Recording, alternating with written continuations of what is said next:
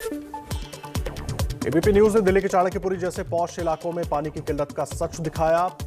कैसे कोरोना के खतरे के बीच टैंकर से पानी भरने के लिए सोशल डिस्टेंसिंग और मास्क पहनना भी भूल रहे हैं लोग, ये भी दिखाया एबीपी न्यूज ने। दिल्ली के बुद्धविहार इलाके की श्याम कॉलोनी में पानी के टैंकर के पहुंचते ही लोगों की भीड़, महामारी में भी अपनी जान खतरे में डालकर पानी भरते नजर आए लोग। पानी की लाइन होने के बाद भी यहां लोगों को नहीं मिलता पानी।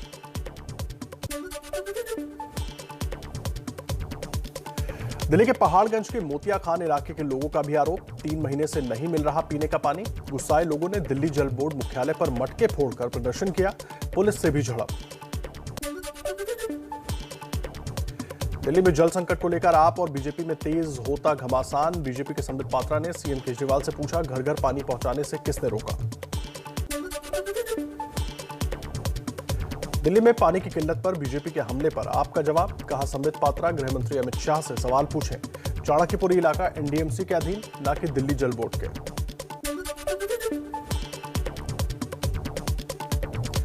दिल्ली बीजेपी के प्रवक्ता हरीश खुराना ने कहा, राघव चड्ढा टोपी ट्रांसफर करने में माहिर।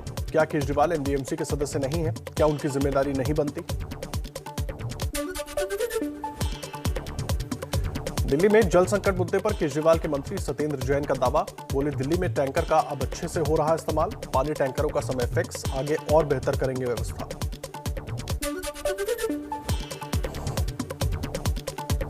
महाराष्ट्र कांग्रेस के अध्यक्ष नाना पटोले ने कार्यकर्ताओं के हवाले से सीएम पद का किया जिक्र, कहा कार्यकर्ताओं ने मुझे सीएम बनाने की बात कही।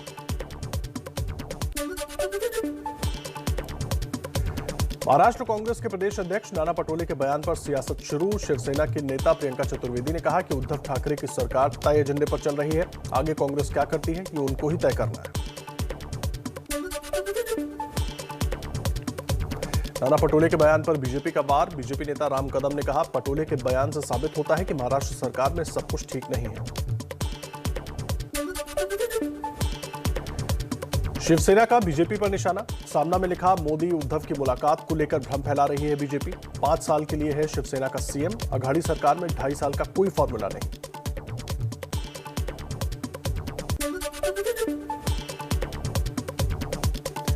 फोन टैपिंग मामले पर राजस्थान बीजेपी के प्रदेश अध्यक्ष सतीश पुनिया का हमला, कहा कई विधायक कहते हैं कि उनके फोन टेप हो रहे हैं, जासूसी हो रही है, कांग्रेस बताए कि ये विधायक कौन है।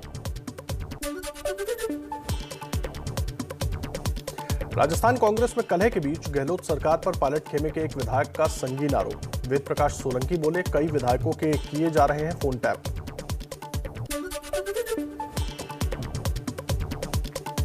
सचिन पायलट आज भी दिल्ली में। राजस्थान कांग्रेस में मचे घमासान के बीच आज कांग्रेस के बड़े नेताओं से मिल सकते हैं। कल राजस्थान कांग्रेस अध्यक्ष गोविंद सिंह डोटासरा भी दिल्ली आए।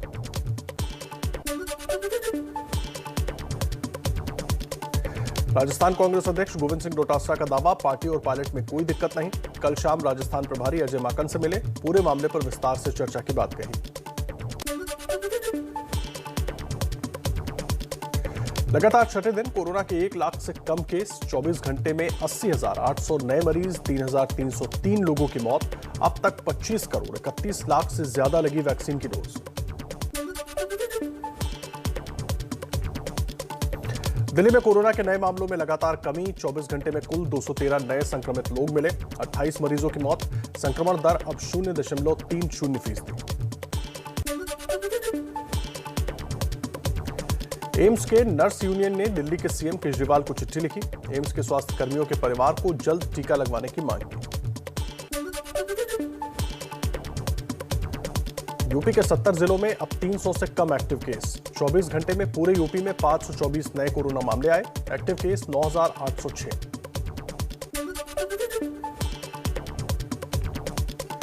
देश में कोरोना की हालातों को लेकर कांग्रेस महासचिव प्रियंका गांधी का पीएम मोदी पर बड़ा हमला। ट्विटर पर लिखा, प्रधानमंत्री ने कायरो जैसा बर्ताव किया। डॉक्टरों की संस्था आईएमए का दावा, कोरोना की दूसरी लहर में 724 डॉक्टरों की मौत, जिनमें 8 गर्भवती महिला डॉक्टर शामिल, जबकि पिछले साल 742 डॉक्टरों की मौत की बात कही थी। आईएमए के वित्त सचिव डॉक्टर अनिल गोयल बोले, कोरोना से जान गंवाने वाले डॉक्टरों को कोरोना शहीद का दर्जा मिले। आईएमए के मुताबिक कोरोना से सबसे ज्यादा बिहार, दिल्ली और यूपी में डॉक्टरों की मौत हुई है। देश में डॉक्टरों और स्वास्थ्य कर्मचारियों पर हमले और हिंसा के खिलाफ आईएमए ने 18 जून को देशव्यापी विरोध प्रदर्शन का ऐलान किया है। प्रदर्शन के दौरान रक्षकों को बचाव का नारा देंगे। मुंबई और आसपास के उपनगरों में आज और कल भारी बारिश की चेतावनी। महाराष्ट्र के रत्नागिरी और रायगढ़ जिलों के लिए बहुत भारी बारिश का रेड अलर्ट जारी। मुंबई में भारी बारिश के अलर्ट पर बीएमसी ने लोगों को समंदर के तटों से दूर रहने की हिदायत दी। बिजली कंपनियों समेत कई विभागों के लिए भी उद्धव सरकार ने दिशा निर्देश जारी किए। मुंबई में शुक्रवार और शनिवार को भी भारी बारिश हुई। प्रशासन का दावा, जल जमाव से बहुत ज्यादा दिक्कत नहीं हुई। लोकल ट्रेनें और बसें वक्त से चली, लेकिन जल जमाव की तस्वीरें लगातार आती रहीं।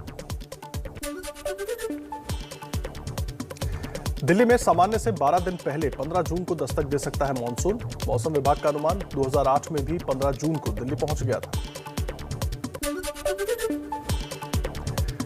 यूपी में मानसून के आने के बने आसार। आज यूपी की बिहार से लगती सीमा के बलिया, गाजीपुर और चंदौली जैसे जिलों में बारिश का अनुमान। फिर अगले 2 से 3 दिन में पूरे यूपी को भिगोएगा मानसून। मौसम विभाग के मुताबिक अगले 3 से 4 दिन में ओडिशा, झारखंड और छत्तीसगढ़ के कई इलाकों में भी मानसून की बारिश हो सकती है। राजस्थान भी हो सकता है तरबतर। उत्तराखंड में भी आज और कल बारिश का अलर्ट। मौसम विभाग ने कहा, नैनीताल, पिथौरागढ़ और बागेश्वर के पहाड़ी इलाकों में बहुत भारी बारिश होगी। जोशीमठ में लगातार हो रही बारिश से बड़ा नदियों का जलस्तर, धौलीगंगा, ऋषिगंगा, अलकनंदा समेत बरसाती नाले भी उफान पर। उच्च हिमालयी क्षेत्रों में ग्लेशियरों के पिघलने से भी बढ़ा है नदियों का जलस्तर। उत्तरकाशी में लगातार हो रही बारिश से फसलों को नुकसान। बाजार जाने वाला एकमात्र रास्ता जोशियाड़ा कालेश्वर पानी में डूबा। हरियाणा के सिरसा में तेज तूफान और बारिश से जगह जगह पेड़ गिरने से भारी नुकसान। जगह जगह 700 से ज्यादा पेड़ और 500 के करीब बिजली के खंभे भी गिरे। बिजली विभाग का लाखों रुपयों का नुकसान हुआ। G7 शिखर सम्मेलन में वर्चुअली शामिल हुए पीएम मोदी। दुनिया को वन अर्थ वन हेल्थ का मंत्र दिया। जर्मनी के चांसलर ने पीएम मोदी की तारीफ की। पीएम मोदी ने G7 सत्र को संबोधित करने के बाद ट्वीट कर कहा, कोरोना की दूसरी लहर के दौरान साथ देने वाले देशों को धन्यवाद। महामारी के खिलाफ दुनिया को एक होने की जरूरत। G7 सम्मेलन पर पीएमओ की ओर से जारी बयान। कहा गया, सम्मेलन का विषय बेहतर पुनर्निर्माण। ब्रिटेन ने अपनी अगुवाई में कोरोना और जलवायु परिवर्तन समेत 4 प्राथमिक क्षेत्र तय किए। आज भी G7 शिखर सम्मेलन के आउटरीच सत्रों में शामिल होंगे पीएम मोदी, संबोधित भी करेंगे।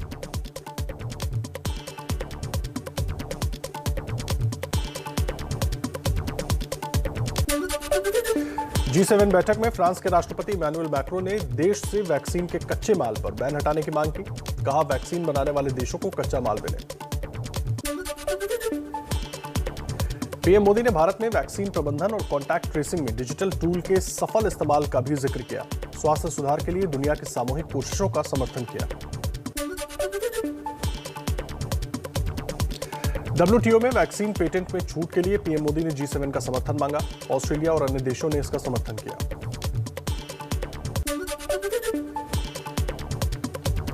दिल्ली के बुराड़ी में दहलाने वाली वारदात। घर में बुजुर्ग महिला की गला रेतकर हत्या। हत्या के बाद आग लगाने की कोशिश भी की गई। पुलिस ने 3 टीमें बनाकर हत्यारों की तलाश शुरू की। बिहार के हाजीपुर में जमीनी विवाद में दबंगों ने एक युवक की हत्या कर शव को नदी में फेंका। 3 दिन बाद नदी में मिला शव। 5 लोगों के खिलाफ केस दर्ज। पुलिस ने 2 लोगों को गिरफ्तार किया। यूपी के सहारनपुर में नशे का कारोबार करने वाले युवक की भीड़ ने की जमकर पिटाई। पढ़ाई के नाम पर किराए से कमरा लेकर नशे के धंधे में था लिप्त। मकान मालिक ने किया भांडाफोड़। पुलिस ने आरोपी युवक को हिरासत में लिया।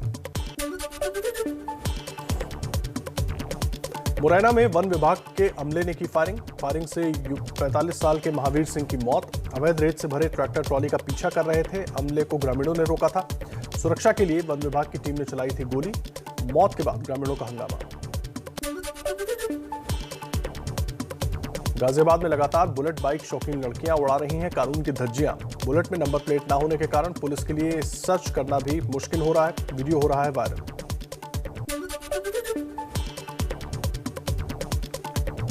यूपी के फतेहपुर में पुलिस ने लूटपाट और धोखाधड़ी करने वाले अंतर्राज्यीय गिरोह का पर्दाफाश किया। गैंग उत्तर प्रदेश, मध्य प्रदेश, राजस्थान, महाराष्ट्र, गुजरात, छत्तीसगढ़ समेत देश के कई प्रांतों में 100 से ज्यादा घटनाओं को अंजाम दे चुका था। यूपी के आजमगढ़ में वकील के घर से चोरों ने कैश समेत लाखों की ज्वेलरी पर किया हाथ साफ। चोरी की घटना सीसीटीवी में कैद। लाइट न होने के कारण परिवार घर के बाहर सोया हुआ था, तभी चोरों ने घटना को अंजाम दिया। पश्चिम बंगाल के आसनसोल में भयानक सड़क हादसा। हादसे के बाद कार में लगी आग, 3 लोगों की मौत।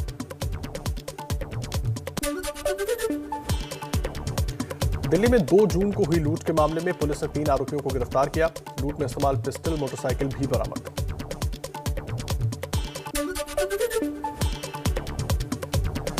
नाले के कचरे की सफाई न होने से नाराज शिवसेना विधायक दिलीप लांडे का बिना कोर्ट कचहरी के इंसाफ। ठेकेदार को बीच सड़क पर बिठाकर सिर पर डलवाया कचरा।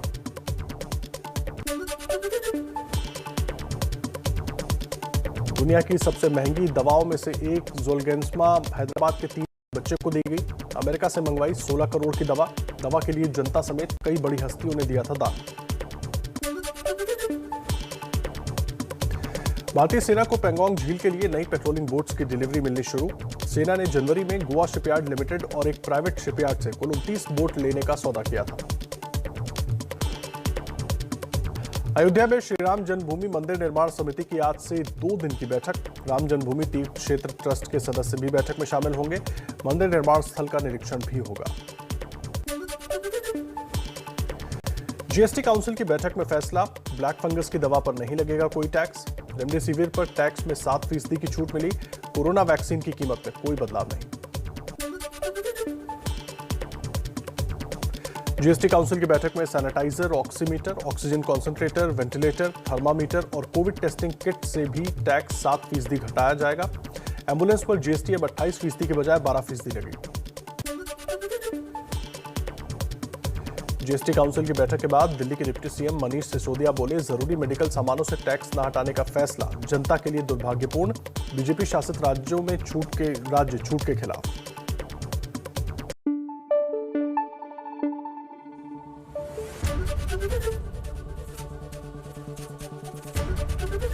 एबीपी न्यूज आपको रखे आगे।